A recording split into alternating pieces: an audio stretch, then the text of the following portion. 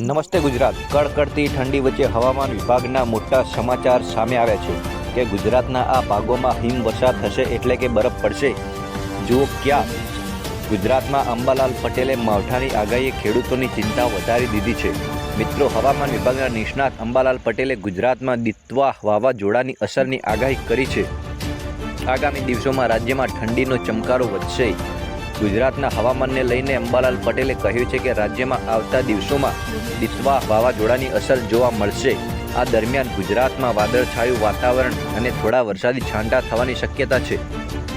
ઉત્તર ગુજરાત અને કચ્છમાં ઠંડીનો ચમકારો વધી શકે છે. અંબાલાલ પટેલના જણાવ્યા પ્રમાણે ઉત્તર ગુજરાત અને કચ્છ સહિતના વિસ્તારોમાં ઠંડીમાં નોંધપાત્ર વધારો જોવા મળશે.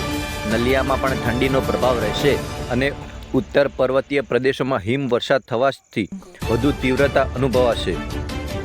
આગામી દિવસોમાં ખાસ કરીને 18થી 24 ડિસેમ્બરના સમયગાળામાં બંગાળના ઉપસાગરમાં હવામાનની હલચલ નોંધાઈ શકે છે.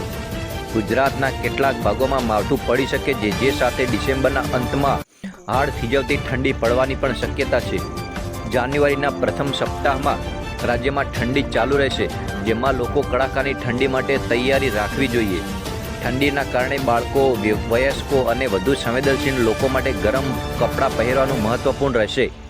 રાત્રિના સમયગાળા દરમિયાન સાવધાની રાખવી અને ઠંડીમાં બહાર જવાનું ટાળવું. પશુપાલન અને ખેતીમાં પણ ઠંડીને લઈને વ્યવસ્થા રાખવી જરૂરી છે. મિત્રો, તો હવામાન વિભાગના નિષ્ણાત અંબાલાલ પટેલે ગુજરાત માટે આગાહી કરી છે. આવા હવામાન વિભાગના અગત્યના સમાચારો જોવા માટે અમારી ન્યૂઝ ચેનલ સાથે જોડાયેલા રહો.